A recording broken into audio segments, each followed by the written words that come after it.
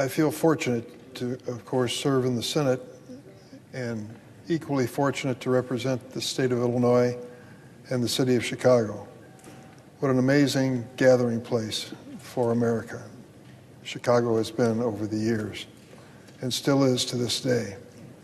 When we talk about issues here in Washington, many times I can relate them not just to neighborhoods, but to people in Chicago who feel so intensely about the land of their birth or causes in other countries.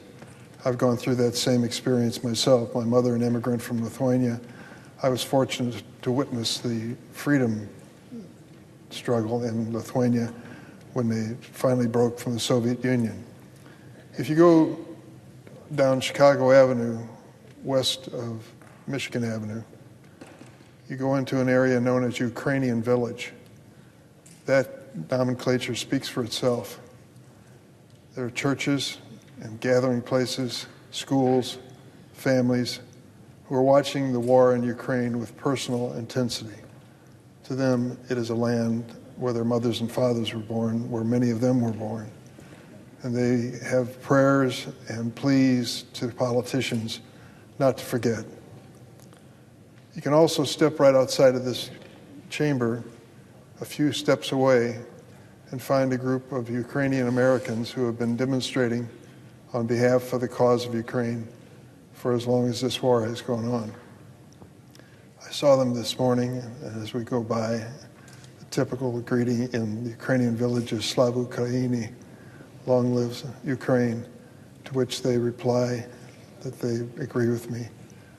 It's a great feeling to see these demonstrators peacefully demonstrating for a cause that means so much to them, and to realize that as a senator, I'm going to have a vote today or tomorrow that can make a real difference in whether Ukraine prevails against Vladimir Putin or whether or not he doesn't. Madam President, last week my Ukrainian caucus co-chair, Senator Roger Wicker, Republican of Mississippi, and I hosted the Ukrainian Prime Minister. You were there. We were joined by several colleagues from both sides of the aisle. It was a truly bipartisan turnout. The Prime Minister's point was simple.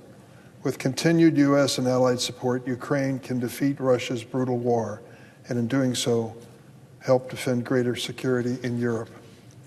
I agree. And that's why the weekend vote in the House and the vote here this week in the Senate are so important. We always have had an isolationist sentiment in the United States. If you're a student of history, you know that we had to overcome that sentiment in both world wars. But in both cases, and here today with Ukraine, and the larger national security supplemental bill, which we're considering, it was not only in our interest to stop wars of aggression, but also to help maintain the international world order that reflects our values and benefits here at home. Russia's unprovoked invasion of Ukraine and its earlier seizure of land in Georgia and Moldova threatened decades of hard-won peace and stability in Europe. Make no mistake, China, Iran, and North Korea are watching to see if the United States and our allies allow Russia's aggression to stand. Doing so not only would embolden Putin to try for more European land, including from NATO allies like the Baltics and Poland, but also would raise the risk faced by allies in the Indo-Pacific and Middle East. That is why I'm so pleased that this supplemental includes security assistance for our key allies in those regions of the world as well. It also includes considerable humanitarian aid to help with a number of growing needs, including in Gaza, Sudan, and drought-ridden, stricken areas of the world facing food insecurity. Quite simply, what we do today has consequences, global, historic consequences. NATO's Secretary General Stoltenberg recently issued this plain warning to us all. He said, if Vladimir Putin wins in Ukraine, there is a real risk that his aggression will not end there. Putin will continue to wage his war beyond Ukraine with grave consequences. Stoltenberg went further to remind us, quote, our support is not charity. It is an investment in our own security. I want to remind my Republican colleagues that President Ronald Reagan understood this 37 years ago when he said at the Brandenburg Gate, dividing East and West Berlin, quote, Mr. Gorbachev, tear down this wall.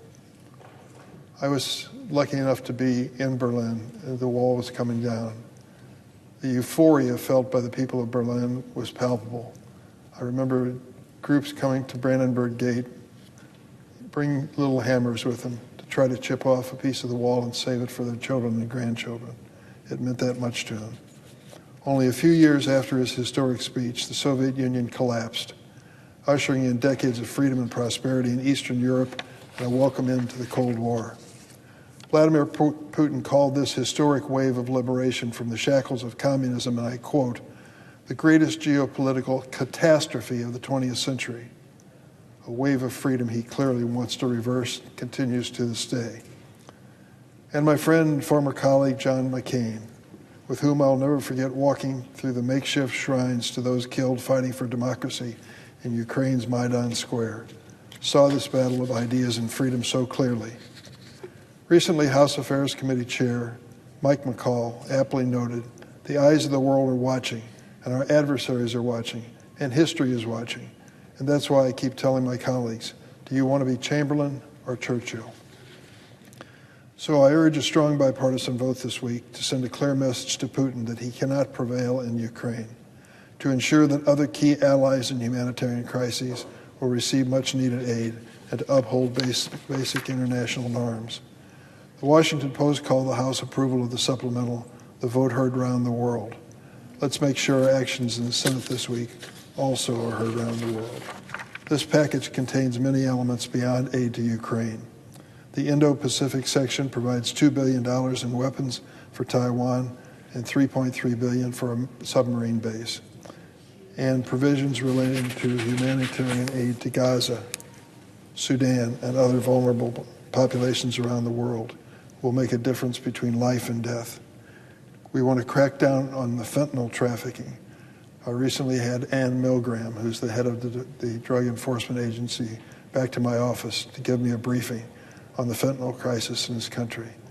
It bears repeating what she said over and over again. One pill can kill. That message has to be communicated to our children and families all across the United States. We lost over 100,000 Americans last year to fentanyl. Some of them had no idea what they were ingesting. And what they did, of course, was to take a fatal dose of fentanyl, which can be very small. Yesterday, I was at O'Hare Airport in Chicago and was taken on a tour to show the efforts to intercept the precursor drugs and drug pill pressers, tablet pressers that are coming into this country and killing so many people, so many innocent people who have no idea of the danger. A young person, teenager in Chicago, felt that he was ordering a Percocet pill, a harmless Percocet pill, over the internet. It was laced with fentanyl and he died on the spot. One pill can kill. We take significant steps forward in the enforcement of laws against fentanyl and drug trafficking, as we should. We also have new sanctions on Iran, Russia, and China. And of course, there's a controversial issue. The sale of TikTok is included in this.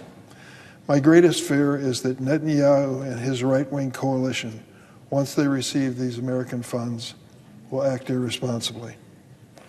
I'm afraid that they will revert to their devastating tactics in Gaza. In the name of stopping Hamas, they will, unfortunately, revert to tactics which kill many innocent people, mainly women and children, Palestinian women and children, who have no place to turn, no place to escape. These innocent people living in Gaza should not be victims in this war.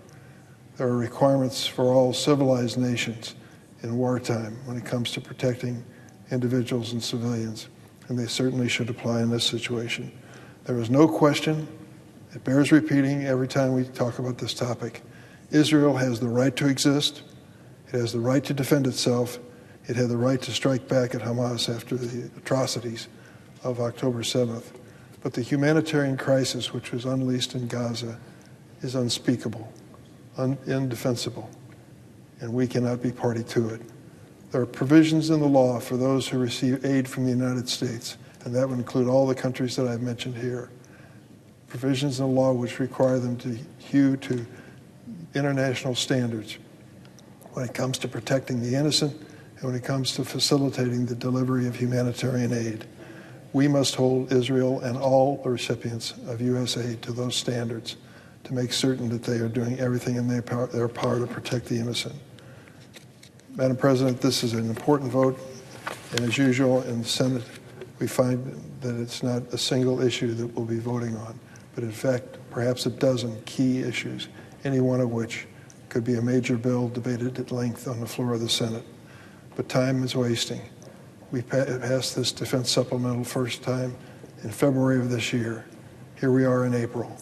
It's time to get this done for the relief and support of the people in Ukraine and for the good of American values all around the world.